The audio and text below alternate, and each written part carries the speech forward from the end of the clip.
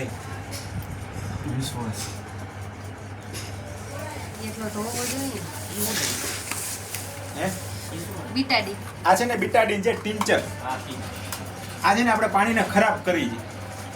એટલે આપણા શરીરની અંદર જે ફંગલ ઇન્ફેક્શન હોય ને, ફંગલ ઇન્ફેક્શન શું કે આપણા સ્કિન માટેના, આપણે માનો કે બહાર અત્યારે બજારમાં ધૂળ આવતી હોય, પછી ક્યાંક ધુવાડા આવતા હોય આપણા ચહેરા ઉપર, સ્કિન ઉપર, તો જેમ આપણા શરીરની અંદર જેમ ગંદકી છે ને એમ આપણા સ્કિન ઉપર એ ગંદકી છે.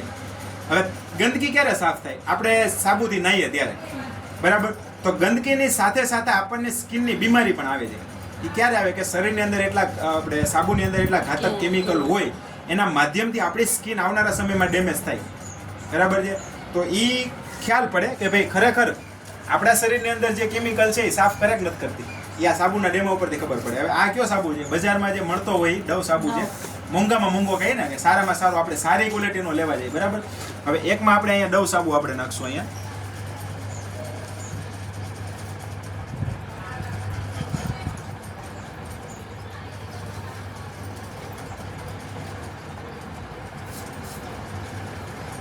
અને એકમાં આપણે નાખશું આપણે બાદ પેદા, એટલે કે એસલીપીએસનો લીમડાનો સાબુ.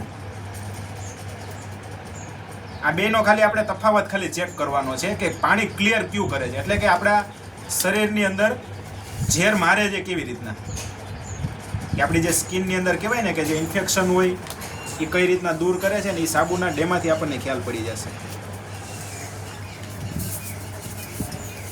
બરાબર? હવે આમાં બેમાં સેમ આપણે નાખી દીધું, બરાબર? હવે આપણે શું કરશું, આને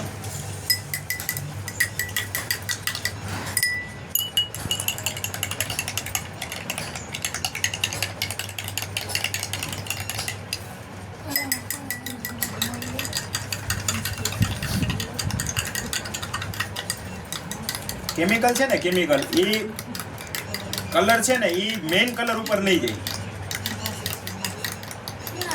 ત્યાંથી તમને ખબર પડે કે આપણે સાબુ યુઝ કરાય કે ન કરાય.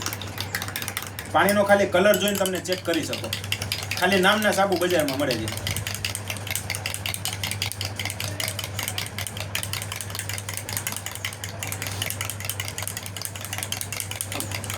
અને તમે કદાચ આખી રાત હલાવશો ને તો પાણી વ્હાઈટ થશે જ નહીં, બરાબર? આને તો કઈ ને આપણે કઈ એટલું બધું ઓલું કર્યું નથી, આ છતાંય આપણી રિઝલ્ટ સામે, બરાબર? આ જો કઈ ફેર બતાવી છે આમાં આપણો સાબુ દેખાય છે ને પાણી ક્લીન છે, સાવ ક્લિયર પાણી કહેવાય ને કે ક્લિયર થઈ ગયું છે. અને આ ગંદકી આપણે કહીએ ને કે ગંદકી એટલે કે પાણી છે ને ચોખ્ખું શુદ્ધ નથી કરતું, એટલે ત્યાંથી આપણને ખબર પડે કે ભાઈ રિયલ શું છે. હજી કદાચ આને કહેવાય ને કે આને ગમે એટલું હલાવશું તો નહીં થાય. હા, હજી આમાં બીજો એક આપણે ડેમો કરશું, ટ્રાય કરશું ટૂંકમાં. એ ડેમોમાં ફેરફાર થાય કે ન થાય.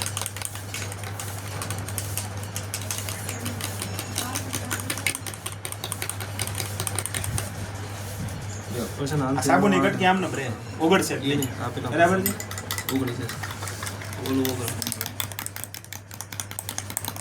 આ પાણી આખું વ્હાઈટ કરી નાખશે. જેમ આપણે તુલસીના ડ્રોપ્સ નાખીને કેમ વ્હાઈટ થઈ ગયું, આખું પાણી વ્હાઈટ થઈ જાય. આ ડેમો છે ને બહુ કામ કરશે, બરાબર? હવે આપણે બીજી ટ્રાય કરીએ. હું મારી પહેલી ટ્રાય છે. કમ્પેરિઝનની આપણને ખબર પડે કે એ સાબુમાં કદાચ આપણે ભળી જાય ને તો એને આપણે હે ને શુદ્ધ કરી નાખી દઈએ.